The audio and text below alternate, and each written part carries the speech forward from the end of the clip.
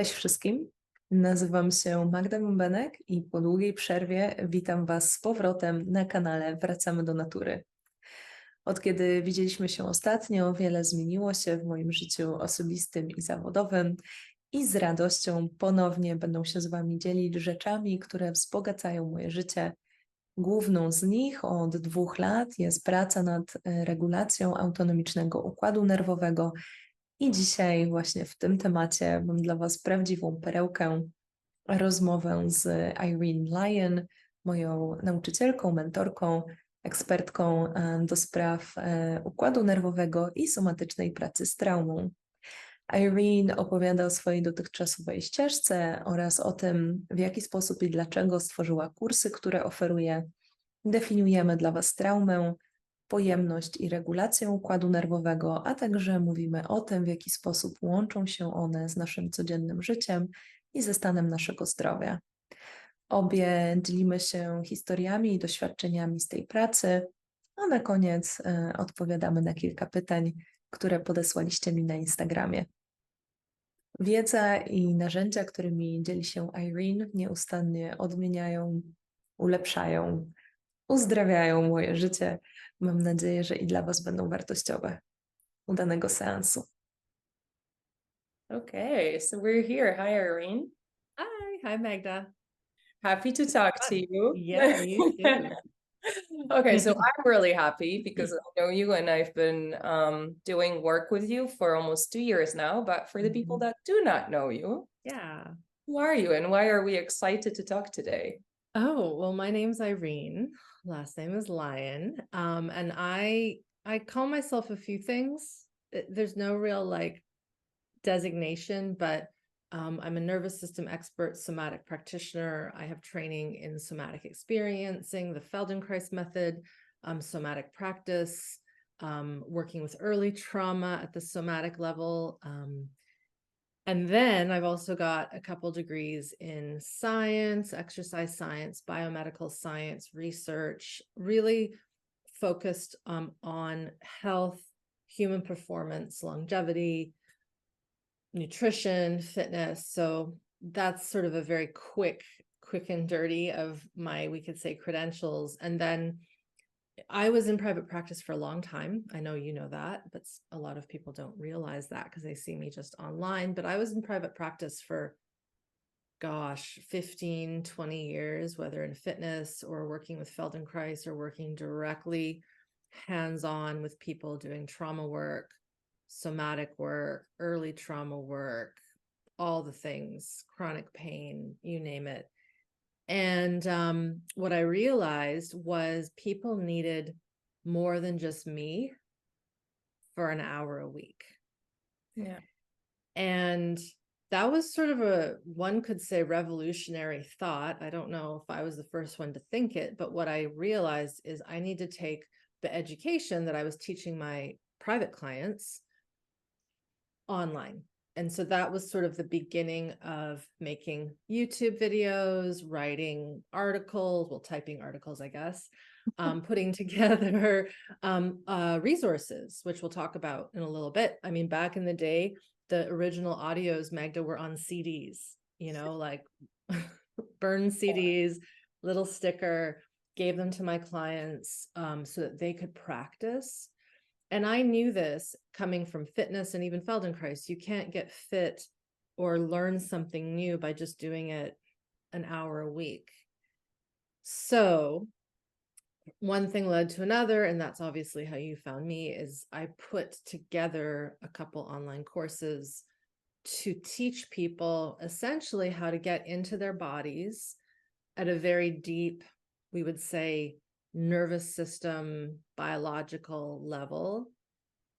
Also to teach them depth around the nervous system, all that sort of stuff, what it is, what the branches are, how the digestion works, how we connect to the environment around us, all that stuff. So that's a very quick way of saying my journey it kind of started in 1993 with studying science and the body and physiology, and then mind-body work. I was recovering some of my own injuries that weren't getting better with general physical therapy and exercise. that led me to Feldenkrais. And then I did Feldenkrais practice and realized there were things I was missing. So it's always something was missing.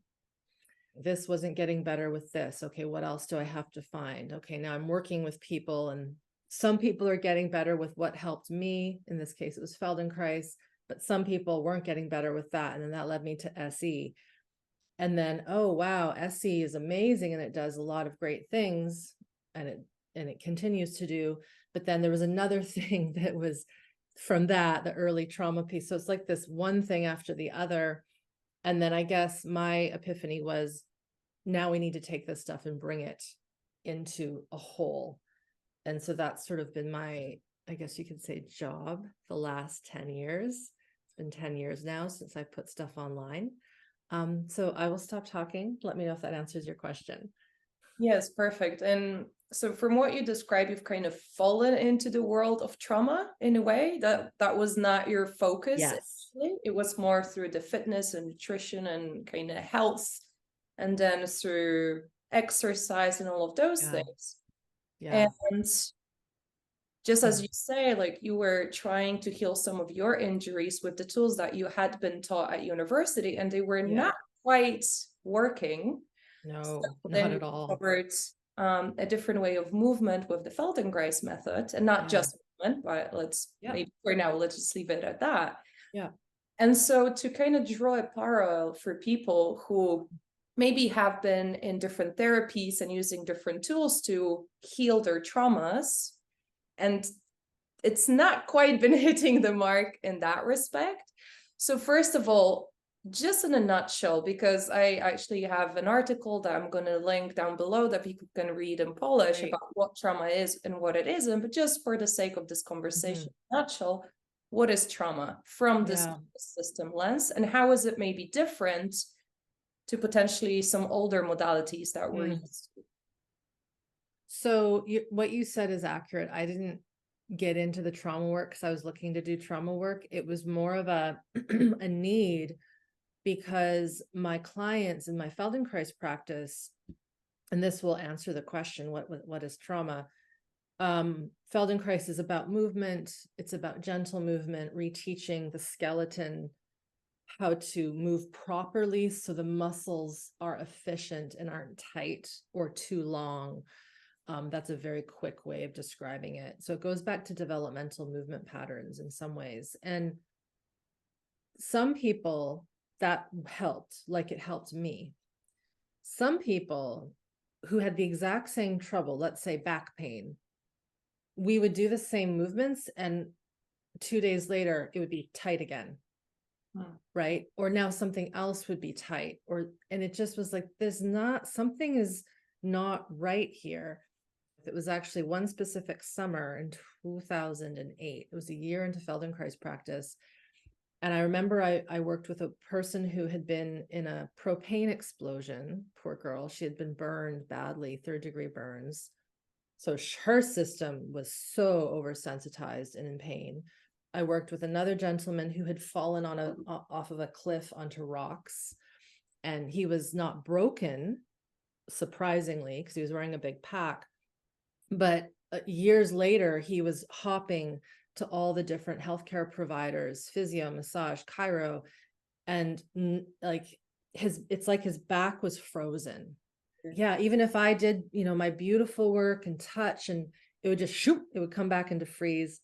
And there was another person that I can't think of right now. I think she had fallen off of her horse when she was young, and she was still, doing all the things, but just that tension kept staying. So I share those examples because what is occurring in those people's systems, and this isn't just my thought, this is my mentor's understanding and discovery, is the trauma is not in the event that occurred, because there are other people I saw who had injuries, falls, accidents, and they got better. But with these people, it was stuck in the tissue. It was stuck in the nervous system response. It was stuck in the fear. It was maybe stuck in the tears that they didn't let out. One woman in particular, and I actually wrote about her story. We can link it. I call her Grace. That's not her name. but it's one of the first case studies that I wrote about frozen shoulder, which is really prevalent and really debilitating if anybody's had it. Imagine not being able to, you know, brush your hair or take a shirt off, or for women, if you wear a bra, do up your bra. It's really tough. And she had gone to all the people where I lived. And of course, people sent her to me thinking that she needed Feldenkrais. And I'm like, oh my goodness, her whole system, and this is when I was studying SE, was an absolute terror and shock. And it was an accident where she broke her ribs that perpetuated the frozen shoulder. But the reason the frozen shoulder got frozen wasn't because of the ribs, because people break their ribs all the time and they don't get frozen shoulder, right? So this is this example to define what is trauma. She had been sexually abused as a kid repeatedly by being tied up. I know that's a bit intense to think, but this is what happens in the world, right? And so her keeping her arms close to her body That was just to not move. Yeah, to not move. I can get shivers thinking about it, right? She had to keep her arms really close to not move. If you've ever broken ribs, it is so painful. I've done it myself. You can't breathe deep. You can't sneeze. You can't laugh. So you have to freeze yourself. Yeah. And as you freeze yourself, in her case, it recapitulated the fear and the trauma and being immobilized as a young girl while she was experiencing this abuse. So what is trauma? To go back, it is something that gets stuck, held, stored in our body. And it's not just in the nervous system. It can also be in the gut. It can be in the way our hormones release. It could be in the tissues, like the muscles. Really, the fascia is one element that really gets sticky and tight and frozen. It can even be in the bones, right? And so you know, trauma is healing into all, that. yeah, it's Right, all yeah. these things that are stuck inside because we were not able to activate our protective responses. In the case of this client I was talking about, she couldn't break free, you know, and that's actually what ended up helping her. We could say cure her, is we worked for years, Magda, to get her comfortable to feel her anger and her healthy aggression against her perpetrators. And then we moved through her feeling and doing that movement with me giving her pressure. And literally within that session, after, of course, we did all these foundational sessions, her shoulders were free. Yeah. Because she went into her activation. She went into the activation of fight and protection and get off of me. And all the years of her going to physical therapy, chiro, massage, nothing worked because her physical tightness was trapped in an old somatic memory from when she was young. I think examples are good ways to define it, because I could say, yeah, trauma stuck in the nervous system. But It's like, what does that mean? Yeah, that's when I talk to people about this work. First of all, the work that I do for myself through you and with you, but also the work that I'm training in with Stephen Terrell and his modality. Yes. And I often get a lot of questions like, is it like meditation? Is it like mindfulness? Is it like this? I'm like, well, no.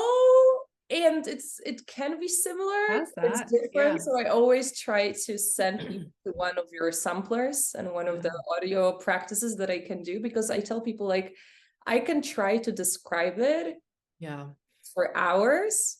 Yeah, it's very hard. Unless you get to experience it and see the differences for yourself and the differences that you experience after having tried the other tools and modalities. That's the only thing that will actually show you what it really is, because it's pretty difficult, I think, sometimes to put into words. Because again, like when we live in what we call nervous system dysregulation, most of the time we don't realize that's where we're at, because like you've mentioned different shock traumas, and shock traumas are different, right? Because there is a before and there's and after, let's say. But when we're Yeah. talking about people who, like myself, like probably, honestly, most people, at least in the dominant culture, we've lived with it, and again, it's a spectrum, a degree of dysregulation, basically since in utero life, when we really look at it. So we don't know any different. That's our baseline. We don't actually know that we're stressed out all the time. We might actually not realize that we're tense all the time, or that we're running, or that we're under pressure, or however that presents. Because I know for myself, if you'd asked me like 2 years ago, 3 years ago, if I was connected to my body, if I was in tune with my emotions, I would have told you, of course I am. Because I was very emotional. Being emotional is not quite the same as being in touch with our body and being in touch with our emotions. You are accurate. And, you know, you mentioned that so many people are dysregulated. And, you know, I like to say, this is one of my things, no one is to blame and everyone's to blame. And I know people don't like it when I use harsh words like blame or criticize, but it's just the way it is, because we are living in a situation where we're just understanding the consequences of nervous system dysregulation. Like you and I understand it fully, but most people don't. And, you know, I was sitting actually in Europe earlier this year with a friend and his young adult son, and he said, what? Chronic illness can be due to mental problems? Like, you know, he's so young, he doesn't get it. And we were talking about some kind of chronic illness, autoimmune maybe. And that is seen as, if it's in the body, it's only a result of something that is physiological, but it can be mental ruminations that cause dysregulation. It could be, as you said, in utero. But even, I mean, you know, and we know, even before that, it's from our ancestry.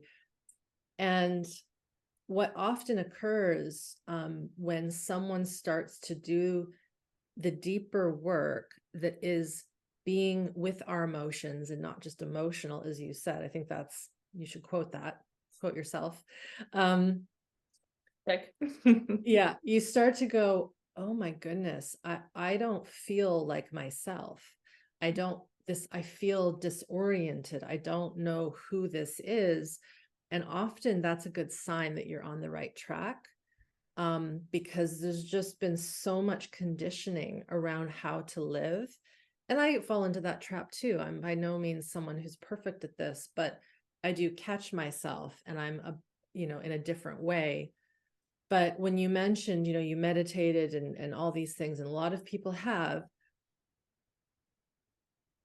those methodologies are good at a certain point in time. But as you know, and as your peers have learned, they're much more advanced technologies that we need to do after we've got baseline regulation. Just like you can't teach a 5-year-old how to read something really extravagant if they haven't learned how to pronunciate and how to read the basics of apple, bear, mother, father. You just can't. And so what's happened with humans in the Western world, at least, is we want healing. We want to be enlightened. We want to be rid of all of our pains and sufferings. And we're jumping to the more advanced stuff. And so when you start this work that my colleagues and I have developed, and we're all refining as we go along, it kind of is, I often say, boring. I would not call it that. It can be boring, but it can also be, someone said the other day, it's boring, but it's so simple, but it's so profound. Yeah, it's very rich. It takes repetition and being consistent. Yeah. But yeah, boring is, I think, the last word I would use for doing deep nervous system work, because I was talking to someone, I don't remember, the other day, and I said, like, it seems like the less I have to process, in the sense that I am with my system, and old Yeah. things are bubbling up and coming out and being reintegrated and so on. So in theory, the less work I have, the more work I know I have to do, because it's just like a constant,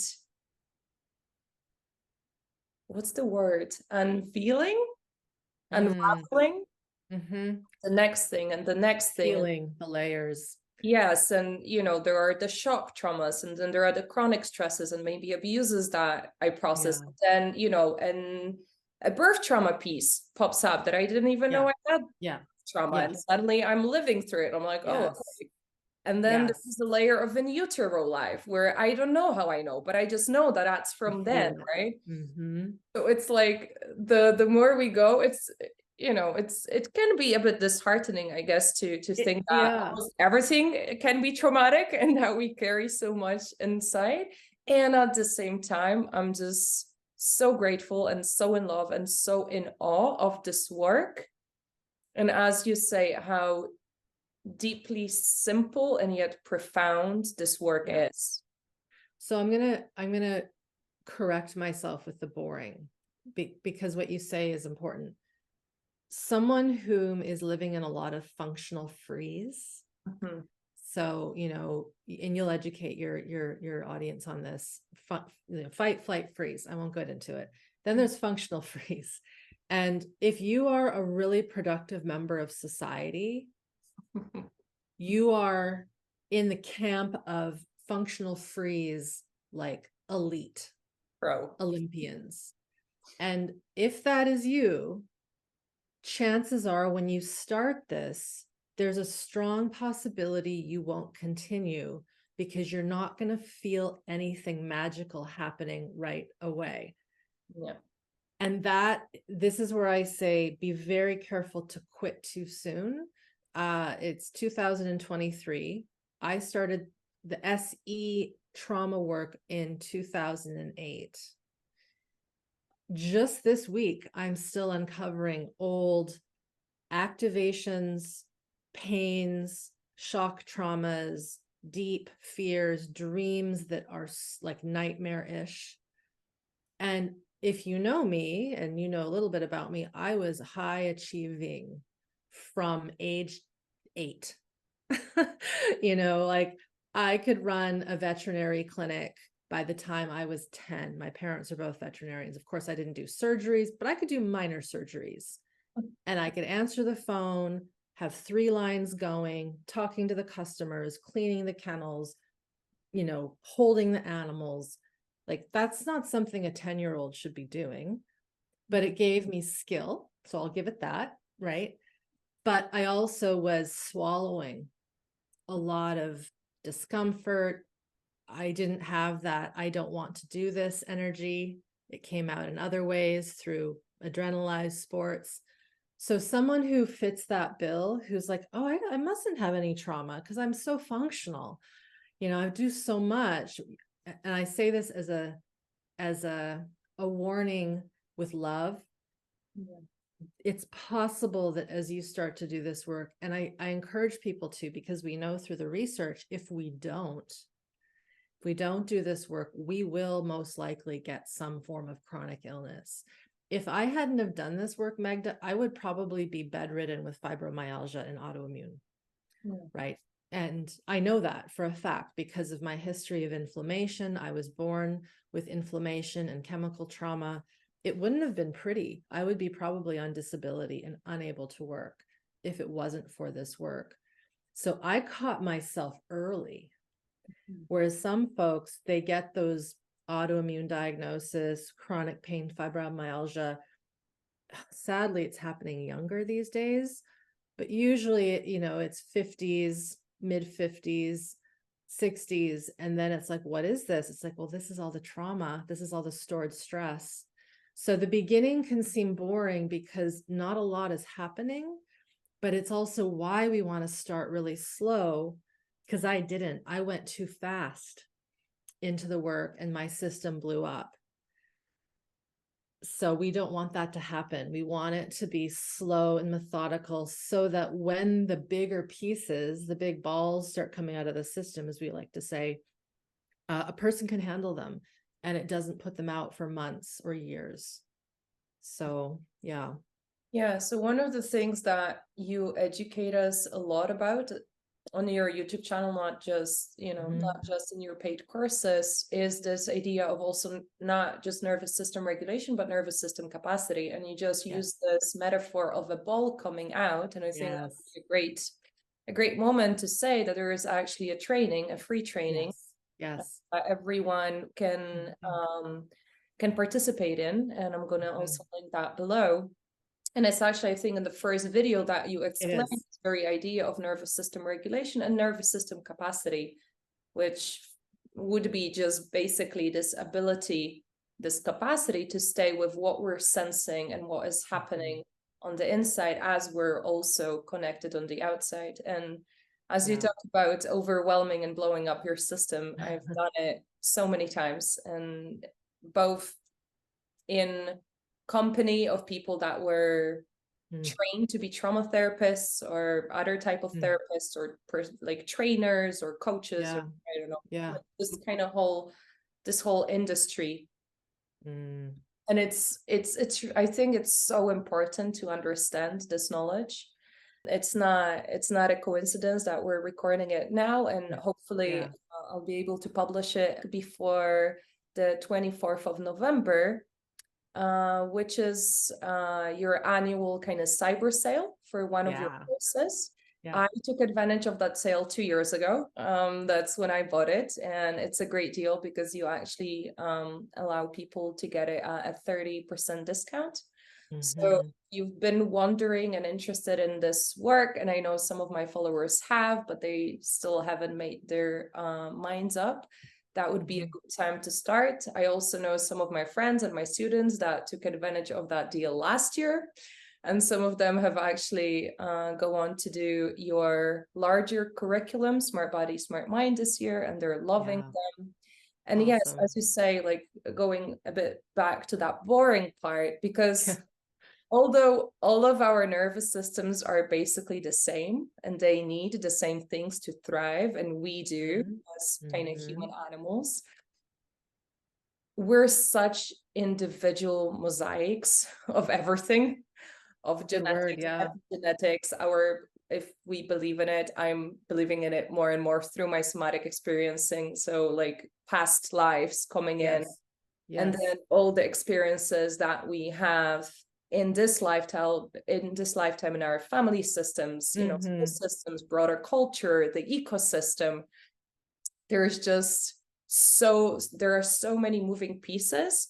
So for every one person, it will be so different. There are some experiences that my friends who have started your work that share with me that I never had, and I don't think I ever will, because it's every system has a different way of keeping us safe, basically.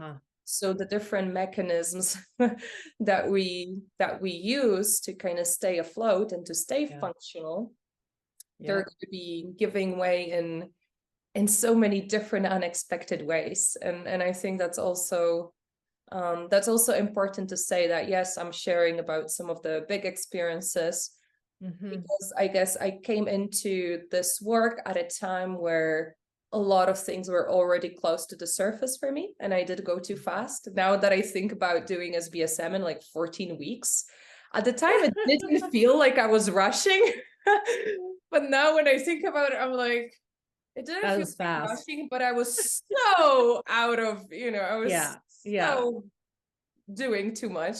And hey, I'm still here. That's a learning curve as well, learning what it really means to follow our impulses and to understand our capacity. Because again, if we spend our whole life with no boundaries because we were punished for them, if we don't have that, then how will we know? And it's actually, it's so interesting how, and I shared that when I was on the panel of your alum, that every couple of months, and I think it's happened since that panel as well, which was like in September, and we're like, well, in mid-November, 2 months. it's happened again where I drop into another layer of like, okay, some fear, some Yes. survival stress has left the system. And I go like, wow, yeah, like even all of this nervous system work I've been doing from survival stress. Yeah. I think it's just so mind blowing. And I'm so happy to have found you and have found this work. Yay. And specifically you, I guess, because also what is so important to me is the commitment that I feel and see in your doing your own work and how you show up for it. And I remember some time ago, like watching your different videos from like 3 years ago, 6 years. Oh. Yeah, I've changed. But yeah, but you can feel, can feel that you're actually doing this work. Yeah. That's like such a beautiful modeling of like, you know, you just keep on going. And even though you've been doing this for, 15 years plus Feldenkrais and everything else, like it's still bringing more safety and more capacity and more regulation. Definitely that, this ability to have stress come in and it not throw us off like forever. Really, it should only throw us off for seconds. The stress response, it's hard to believe that, but we want it to be kind of gone within 15 to 30 seconds. And then there's some of us, I have been one of them, that's held it since in utero, right? And I think this comes back to that element of, because we're all in it, it's so hard to understand how much dysregulation exists when it's just the norm. Yes. But if we go back to just sort of what might be learned in, say, the 21-day course, I always think back to the babies. Like if you have a baby, what you do with a newborn baby is pretty simple. It really is. You have to connect, attune, attach, feed, allow it to rest, allow it to move, allow it to connect. And that's kind of it. And you repeat that over and over and over. And that is good co-regulation that breeds self-regulation in that little human. Over time, that builds their capacity. And because the brain and the human is very complex, this is where we start to speak and we start to walk and we start to grab and we start to see things and get excited and all the things. And we recognize mother versus not and all this. In many ways, what is happening in the nervous system work online, at least that I've created, is we're kind of going back to that basics of, can you even feel when you're hungry? Can you sense your impulse to get something to warm you up? Are you tired? Like a baby isn't scrutinizing. Am I hungry? Am I hungry? They just cry. Do I deserve a nap? Yeah, they don't ever say to be tired. Exactly. It's like, I got to keep pushing. It's like, no. And the thing is that if they don't get that response back from their primary caregiver, hunger, let's feed, tired, let them rest, and they're being pulled out of their biology, that's where the dysregulation starts. It doesn't even have to be abuse. I mean, that also is going to create dysregulation. But in the Western world, we have all these rules of this sleep training. This is where the kid is supposed to sleep. They're not supposed to sleep with us because we might crush them when we sleep. I mean, it's just all this stuff is ridiculous, right? Because animals in the wild take care of their young without any manual. It's just innate and in their body.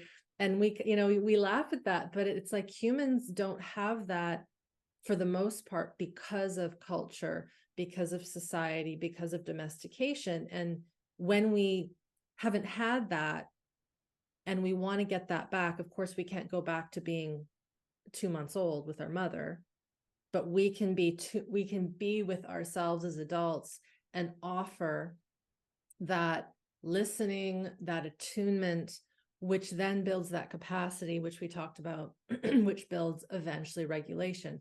So many people try to, I think, focus on, I have to regulate my nervous system. And then they go into breath work and things that they think are regulating their system.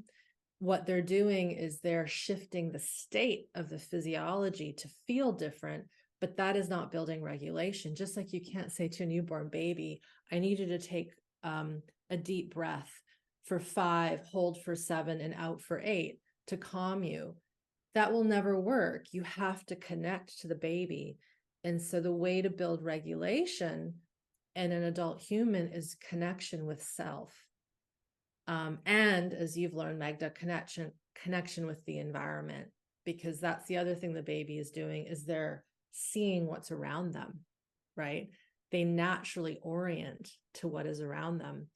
And when we're in, let's say, functional freeze or dysregulation or high activation, that the message from the environment isn't clear. So this is why some of the basics is learning how to follow our biological impulses, learning how to orient with the environment, learning how to listen to our physiology, not overriding the things that we're feeling. Just those 3 things. If someone just were to practice that stuff consistently for a week, and you really made that your practice, the same way you might, practice taking your supplements every morning, like, you'd be surprised how different you feel after a week.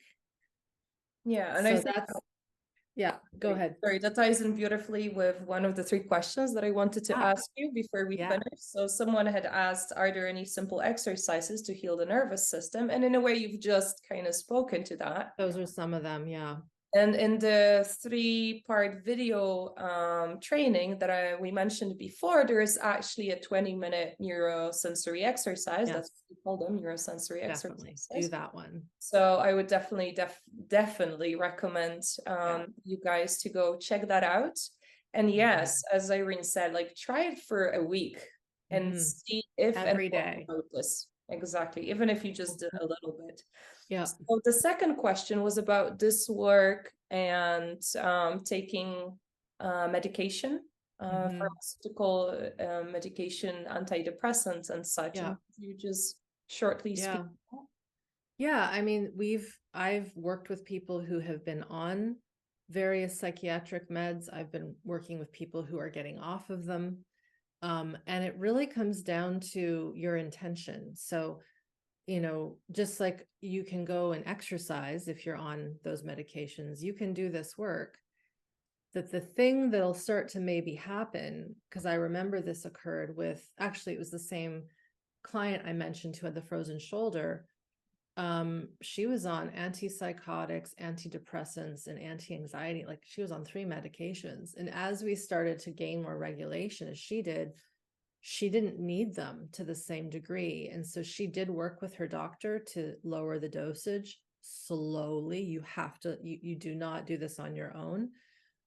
That's where titration is super key. So the key is that you're listening, because you don't want to go cold turkey. But I will say, eventually, I would hope a person wants to not be on them. And what we know, and if people don't understand, the withdrawal symptoms can be, for some people, not everybody, it's interesting, it's not everybody, very intense. And you have to have a long picture view of this could take 2 years, 3 years to taper off. And that's okay, as long as the progress is slow and gentle, and you're replacing dysregulation with regulation. I hope that answers that question. Yeah, I hope as well. And yes, I've heard stories of some people that have been doing this work with you, mentioned that as we grow regulation, we just might need to lower the dosage, because, as you say, like, the medication is coming in to support us and support our parasympathetic response and kind of coming down from activation. So the more natural and organic and kind of I guess, regulated, well functioning that parasympathetic responses, then we have less and less need, whether it's, medication or any other sort of a resource or kind of defensive accommodation that we're using at the moment, right? So whether it's addiction or actually, going into toxic relationships, or whatever Mhm. else it is that we use, because we just couldn't, for no fault of our own and the fault of everyone's, because we couldn't Yeah. learn how to do that within Naturally. our own system naturally, spontaneously. We're just kind of going to where we can find the support. So that's also one of the things I really love about this approach to work, is that there is no shaming, there is no, you know, criticizing. There's an understanding that the things that we do, they don't happen because of our kind of vices, or because we're bad people, or we're weak No. people, and that's why we turn to X, No. Y, Z. It's just our systems trying to keep us safe. So One thing I will add to that, Magda, one thing that I have seen people prematurely go on to medication for is when they start to do this work, they'll feel what we would classify as anxiety. That is not necessarily a bad thing, because that's the survival stress starting to come out. Now, the problem is if the person doesn't have the tools and the resources that are natural to be with that activation, contain it, and have it come down. If I could, make a preference, it would be to do that without medication. Maybe it's a resource, maybe it's movement, maybe it's calling a friend, a therapist, something that can take you out of that high activation, because we want the way to heal these old traumas is we actually have to be with that activation and have it hit high and come down. And that's the part that I think gets left out in a lot of somatic healing modalities, is they don't understand that. But there's a need to have that be felt, or else it just gets trapped back inside. And that's why Peter's first book was called Waking the Tiger. Like, you're waking up activation that's been stored and dormant for so long. And if I would to have gone to the hospital every time I had felt my heart beat, like, it be game over, because that needed to come through and up and out. Now, of course, if someone doesn't have, like I said, the resource to know how to contain it, bring it down, then you might need a little extra help. But as much as one can, how can you work with those sensations and activations as naturally as possible? That's what I wanted to add to that. yeah, and that's exactly what we can learn through resources. And yeah, it has definitely been my experience. And hey, I'm not gonna lie, it gets really tough sometimes, and it's intense, and sometimes I do too much, so I go into overwhelm and my survival responses. But I would never change this work for anything else. So once again, thank you so much. And the last question that I was asked to ask, also by one of your Polish students, is when are you coming to Poland? Oh my goodness. Maybe soon. We're looking at a venue in Poland, close to the Czech border. I can't remember the name of it. The mountains, or yeah, it's an in-house place, a beautiful wood floor. And so one of my Somatic Experiencing colleagues, whom is Austrian, has been at some retreats there, and so he was giving me some venues, and so who knows, maybe sooner than we realize. Well, there we have it, folks. I look forward to coming to Poland. We would love to have you, definitely. Thank you, Magda. Thank you very much for your time, and thank you're you welcome for keeping on spreading this education left, right, and center. It's my job. I'll keep doing it. So important, not just for ourselves, but for the wider ecosystem. But that's maybe a topic for another conversation. So thank you so much. You're welcome, and you keep doing your work. We all have to do our part. So thank you so much. Thank you. Bye.